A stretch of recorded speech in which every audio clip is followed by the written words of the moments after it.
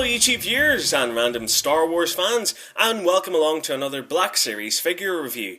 This time I'm looking at Darth Maul, and here he is in the standard packaging this figure line is available in. So naturally we have the grey Star Wars logo at the top with the Black Series underneath, and next to it a stylized black and white image of Darth Maul can be seen. It is figure number 2 in this collection, and it is Darth Maul alongside a ton of warning labels. The window is massive and extends all the way around to the side of the box, so it does give you a good look at the figure and its accessories from many angles.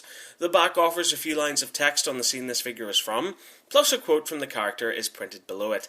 And underneath we get another black and white image, this time showing Darth Maul in action fighting Obi-Wan and Qui-Gon. So that's it for the packaging, let's move on and take a look at the figure itself. Okay, so here we have Darth Maul, and what a figure! I think this one has to be my favourite in this range. The face sculpt is just excellent. The sculpt of the eyes is fantastic, especially with those red and yellow irises. Also the nose and mouth really make it look just like Ray Park. But what pushes it overboard is the paint apps. The red and black tattoo has been recreated here perfectly. And of course, at the top of the head you can see those white horns, each of which has also been given careful attention during sculpting and painting.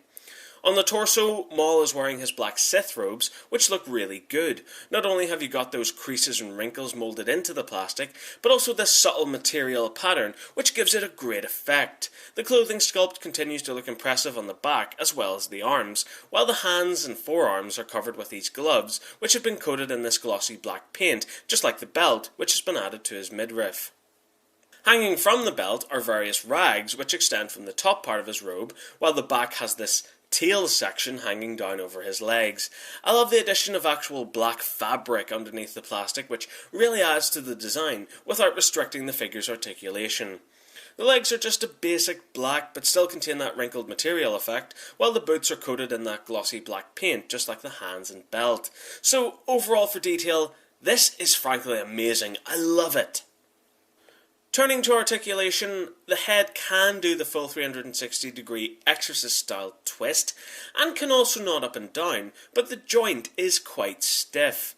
The arms can spin through a 360 at the shoulder and move out to 90 degrees as well.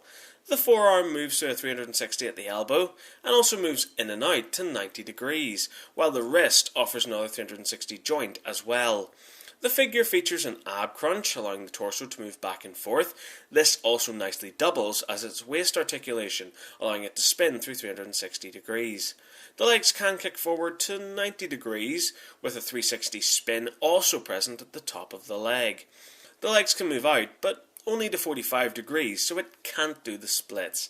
There is a double joint at the knee, allowing the foot to reach back and kick itself up the backside, while the foot can move forward and back, and also pivot side to side. And that's it for articulation. The figure offers a lot of it, allowing it to be placed in many different poses when it's up on display.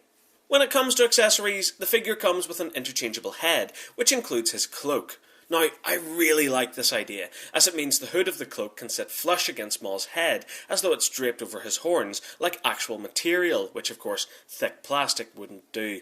The cloak itself is made from this soft, flexible, rubbery plastic, and fits onto the figure very easily.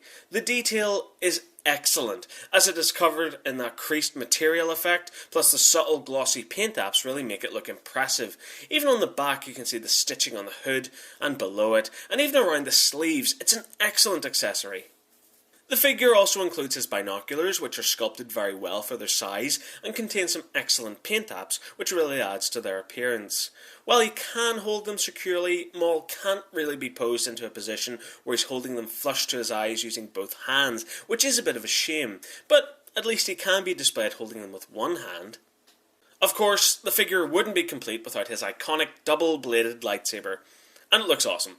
The sculpt of the hilt is perfect. It's grey plastic with the detailing of the 4 red buttons on there, with their silver buttons next to them, the black rings, the detailing on the emitters. It's overall perfect.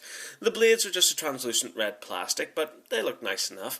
The lightsaber slots into the figure's hands easily, and my god, does it make this badass figure look even more badass when it's up on display. And to make it even better, the lightsaber can be split in half as it's held together by a peg. So, just like in The Phantom Menace, Maul can be posed using one half of his broken lightsaber. And to top it all off, both blades are removable, so Maul can have one blade ignited, like when he fought Qui-Gon on Tatooine, or the lightsaber can have both blades removed, and with the use of this peg moulded into the side, it can be clipped onto Maul's belt. How awesome is that? Doing a size comparison, Darth Maul does not look out of place when next to the other figures in this wave, which of course are the Luke Skywalker, Sand Trooper, and R2-D2. So, overall, what do I think of this figure?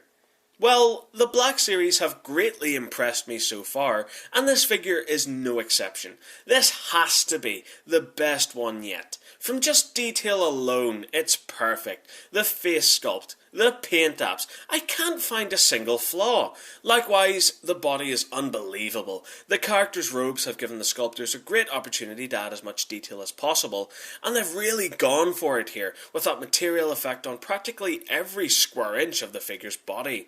Plus, the use of actual material around his waist gets some extra points from me. The articulation is really great, allowing collectors to display the figure in a multitude of poses. Even the accessories work well. The additional cloak with the alternate head is an inspired addition, as are the binoculars, but the best accessory is easily the double-bladed lightsaber. The amount of work put in to allow the lightsaber's blades to be removed, and also for the hilt to split in two, is frankly remarkable. Plus, all of the accessories work together to allow the collector to display Maul in either one of his two major appearances, so he can be placed on your shelf wearing his cloak with his binoculars up to his eyes, or even with his lightsaber with one blade ignited like his appearance on Tatooine, or with his cloak removed and both blades ignited, or with the lightsaber split in half like his appearance during the final battle at the end of the movie. My one minor complaint is the same issue I have with all of the Black Series figures, which is, while they contain peg holes on the feet, they don't come with a display base. But apart from that, this is another excellent figure from the Black Series line, and certainly one that has impressed me the most. And so that does it for this review. Thank you very much for watching. I really hope you enjoyed it. If you did, there are countless more reviews online. Thank you again for watching, and remember to keep following the nerd. Goodbye.